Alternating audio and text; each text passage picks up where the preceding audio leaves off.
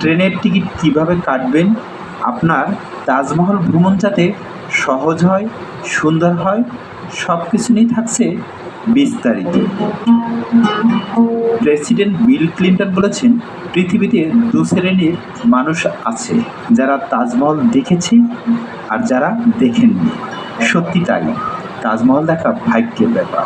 মোগল সম্রাট শাহজাহানের অমর কীর্তি তাজমহল।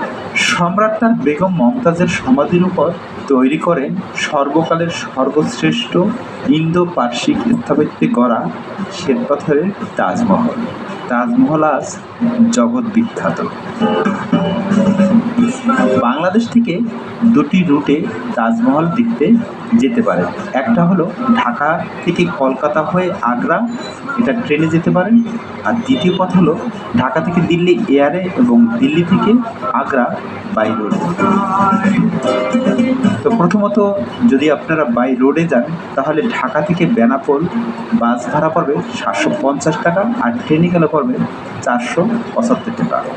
বর্ডার পার হয়ে হরিদাসপুর থেকে বনগাঁ অটোতে ভাড়া নেবে 50 টাকা, আর ওখান থেকে অর্থাৎ বনগাঁ থেকে লোকাল ট্রেনে 20 রুপিতে আপনারা চলে যাবেন শিয়ালদা অর্থাৎ কলকাতা গিয়ে ওখান থেকে 10 রুপি দিয়ে হাওড়াগামী বাসে করে আপনারা চলে যাবেন ভ্যালি প্লেস।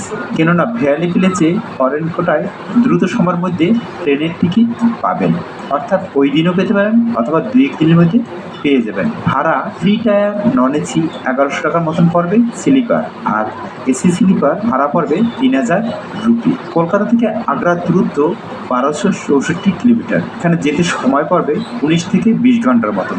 যে ট্রেনগুলো রয়েছে তার ভিতরে 2-1টি ট্রেন হলো যোধপুর এক্সপ্রেস, তুফান এক্সপ্রেস, জয়পুর এক্সপ্রেস। এগুলো আপনারা পেয়ে যাবেন হাওড়া থেকে আর শিয়ালদা রেলওয়ে স্টেশন থেকে। আমরা যাব বিমানে করে ঢাকা থেকে দিল্লি হয়ে আগ্রা।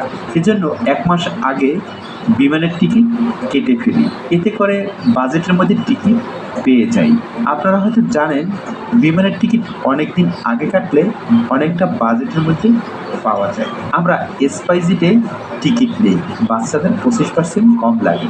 আমাদের বিমান ছিল সকাল 11টা 30 মিনিটে। আমরা সকাল 7টার মধ্যে বাসা থেকে বের হয়ে ঢাকা হজরত শাহজালাল আন্তর্জাতিক বিমানবন্দরে চলে যাই। যথারীতি ইমিগ্রেশন পর্ব শেষ করে এয়ারে উঠে পড়ি।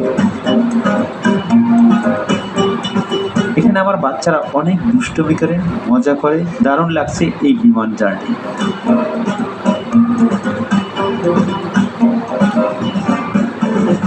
আমরা ছোটবেলা থেকে শুনে এসেছি দিল্লি কা লাড্ডু বহুদূর। সত্যি দিল্লি অনেক দূর, যেখানে এয়ারে যেতে সময় লেগেছে 2 ঘন্টার মতন। তো আমরা 2 ঘন্টার মধ্যে দিল্লি ইন্দিরা গান্ধী ইন্টারন্যাশনাল এয়ারপোর্টে পৌঁছাই।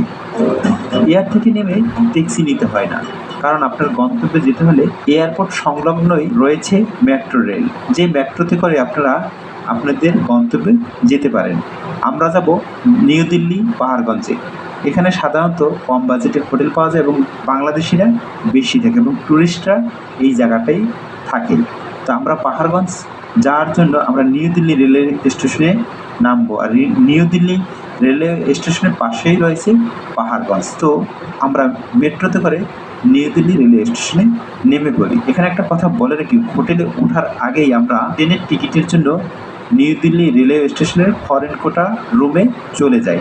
কেননা আমরা ঢাকা থেকে কলকাতা হয়ে, এজন্য আমাদের দিল্লি থেকে কলকাতা আসার টিকিটটা কনফার্ম করতে হবে। সেই সাথে পরের দিন আমরা যে আগ্রায় যাব, সেই আগ্রায় যাওয়ার ট্রেনের টিকিট এবং আগ্রা থেকে দিল্লিতে ফেরার টিকিটও কনফার্ম করতে হবে।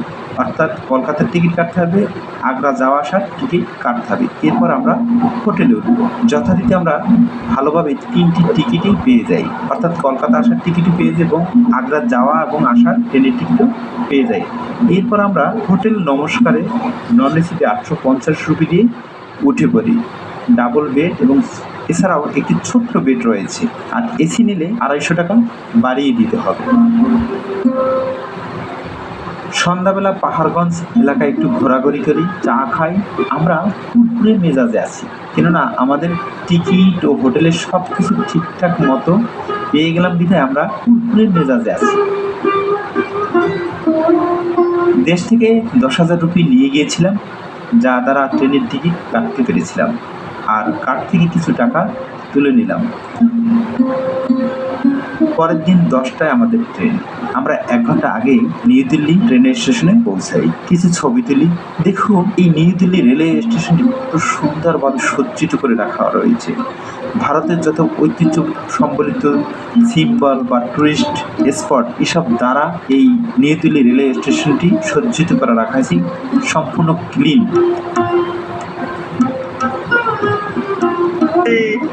बोलिए ना, ताजमहल जाएगा तो मरेगा। हाँ, ताजमहल जाएगा।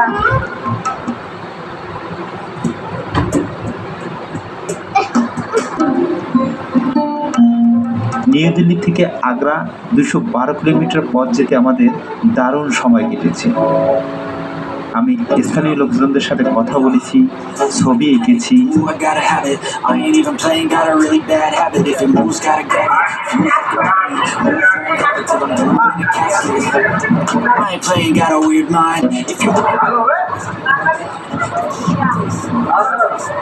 যেতে যেতে আমরা ভারতবর্ষে প্রকৃতি দেখছি।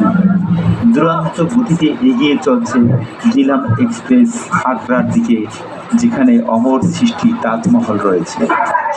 আমরা তাজমহল যাচ্ছি। তো যাওয়ার পথে ট্রেনে আমাদের সাথে বৃন্দাবনবাসী আমাদের এক দাদার সাথে দেখা হলো, রাশিয়ান এক কৃষ্ণভক্ত লোকের সাথে দেখা হলো। বেশ খাইখাতে আমরা খাওয়া দাওয়া। 4 ঘন্টার মধ্যে আমরা আগ্রা ক্যান্টনমেন্ট স্টেশনে পৌঁছাই। আগ্রা 6টি রেলওয়ে স্টেশন আছে: Agra can't, Agra city, Agra fort ইত্যাদি। আর দিল্লি থেকে 36 টা ট্রেন যাতায়াত করে এই আগ্রায়। দিল্লি থেকে আগ্রার বাসের জার্নির রাস্তাটাও কিন্তু অসাধারণ। এক্সপ্রেসওয়ে, বাসেও যেতে পারেন। সেক্ষেত্রে ভালো হবে সরকারি বাসে ভ্রমণ করা। হয়রানি ছাড়া কম বাজেটে ভ্রমণ করতে পারবেন।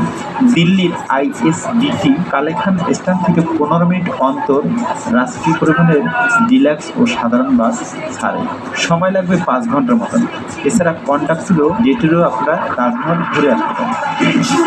এখানে একটি সতর্কতার কথা বলে রাখি, বেসরকারি বাসে যেটা হয়ে থাকে, বাস কন্ট্রাক্টররা তাজমহলের টিকিট তারা কেটে দিবে বলে আধার কার্ড চায় ভারতীয়দের কাছে আর বিদেশিদের কাছে পাসপোর্ট। তাদের ভাষ্য, বিদেশিদের অর্থাৎ আমাদের টিকিট লাগবে 750 টাকা, কিন্তু তারা দিবে এটা 300 টাকায়। তো এই লোভে পরে তাদের হাতে পাসপোর্ট দিয়ে তাজমহল ঘোরা কিন্তু চিন্তার বিষয়। আপনার মনে শান্তি আসবে না। আর যখন তাজমহল ঘুরে বেরিয়ে গাড়ি তুলবেন, তখন পাসপোর্ট দিতে গড়িমসি করে, মানে আরও টাকা দাবি করে। অন্তত 200 টাকা দিতে হবে। নীতি কথা শোনায়, এরকমটা হয়ে থাকে। এইসব স্টাডি করে আমরা ট্রেনে যাওয়া আসার জন্য টিকিট নিই। যাওয়ার সময় জিলাম এক্সপ্রেসে টিকিট পাই, আর আসার সময় তাজ এক্সপ্রেসে টিকিট।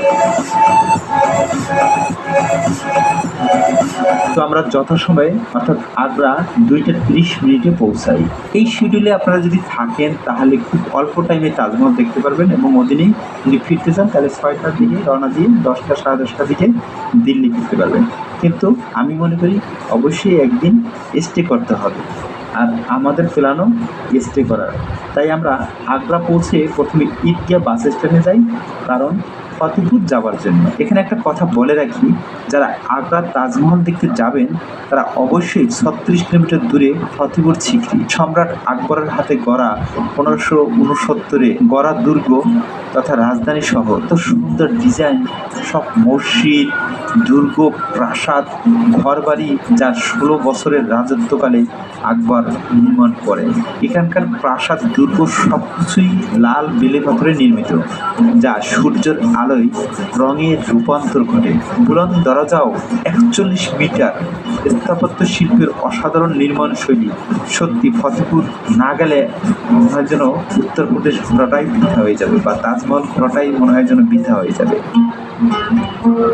এই ফতেপুর সিক্রি নিয়ে অনেক ঘটনা আছে, যা অন্য ভিডিওতে বলবো। আপনাদের শুধু বলবো, তাজমহল দেখতে যারা আসবেন তারা অবশ্যই অনবদ্য সৌন্দর্যের পর্যটন এলাকা সিক্রি ঘুরে যাবেন। শিডিউলে অবশ্যই রাখবেন। শুধু ভিতরে ঢুকতে ভারতীয়দের জন্য 50 রুপি, আর তাজমহলের বেদিতে উঠলে 200 রুপি দিতে হয়। উল্লেখ্য, আমাদের 2টি টিকিট কাটতে হয়েছে, কারণ 15 বছরের নিচে বাচ্চাদের কোনো টিকিট লাগে না।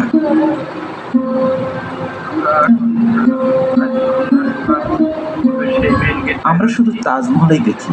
দেখুন তাজমহলের সামনে গেটটি কত সুন্দর নান্দনিক ডিজাইনের, কি অনবদ্য। এগুলো কিন্তু আমরা সোশ্যাল মিডিয়ায় দেখি না, আমরা শুধু তাজমহলে এসেছি তাই তাজমহলের ছবি দেখি।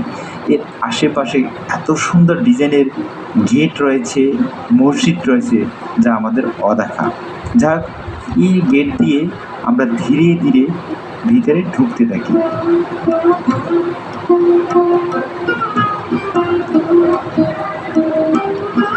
बच्चा को बेटी ये घूमने आता हूँ। দেখুন কি অসাধারণ শ্বেত পাথরের তৈরি তাজ, অর্থাৎ তাজমহল। সত্যি এ যেন আরেকটি স্বপ্ন পূরণ হলো। একদিন ভেবেছিলাম বউকে নিয়ে একদিন তাজমহলে আসবো, চারুকলায় পড়াকালীন আসতে পারিনি, কারণ চারুকলায় যারা পড়াশোনা করে তারা স্টুডেন্ট অবস্থায় এই তাজমহল ঘুরে যায়। আমরা তখন পারিনি, এখন সামর্থ্য হয়েছে, সময় হয়েছে, সেই সাথে বাচ্চাদেরও দেখিয়ে নিতে পারলাম। জীবনে আর আসতে পারি কিনা জানি না, তবে নয়ন ভরে দেখব, কেননা আমাদের হাতে সারা দিনটি পড়ে রয়েছে। আমাদের ট্রেনের সময় হলো 6টা 30 মিনিট।